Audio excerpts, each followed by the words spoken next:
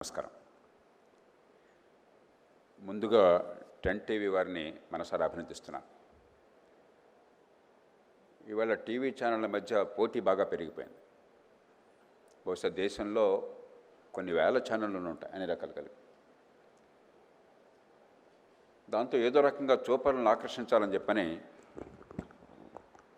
హ్రస్వ దృష్టి, తాత్కాలికమైన అంశాల మీద దృష్టి పెట్టి గందరగోళం అనేది సృష్టించడం ఆనవాయితీ అయింది.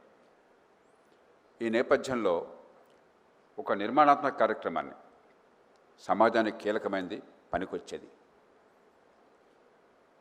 ఈవేళ విద్యకి బోల్డంత గిరాకీ ఉంది మన దేశంలో.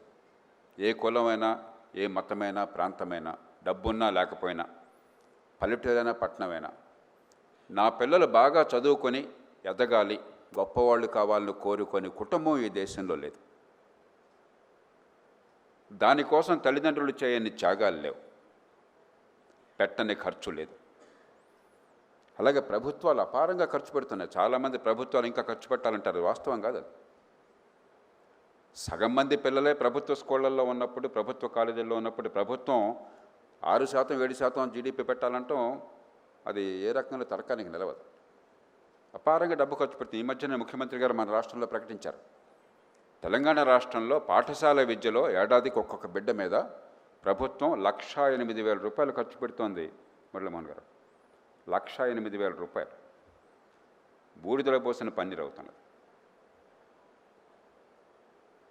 అలాగే తల్లిదండ్రుల జేబుల్లోంచి, ఇందాక మురళీమోహన్ గారు చెప్పారు, ఎన్ని లక్షలైనా సరే పిల్లలు బాగుపడితే చాలు, మంచి విద్య వస్తే చాలు, నైపుణ్యం వస్తే చాలు, వాళ్ళ కాళ్ళ మీద నిలబడితే చాలు, వాళ్ళు ఎదిగితే చాలు, గొప్పవాళ్ళు అయితే చాలని చెప్పన్న కోరికతో ఖర్చు పెడుతున్నారు. కానీ నిజాయితీగా చెప్తున్నాను, మన పిల్లలకి తెలివితేటలు ఉన్నాయి, తల్లిదండ్రులు త్యాగాలు చేస్తారు, ప్రభుత్వాలు ఖర్చు పెడుతున్నాయి, సమాజం విద్యని విద్వత్తుని గౌరవిస్తుంది. కానీ మంచి ప్రమాణాల విద్య కొద్ది మందికి మాత్రమే అందుతుంది.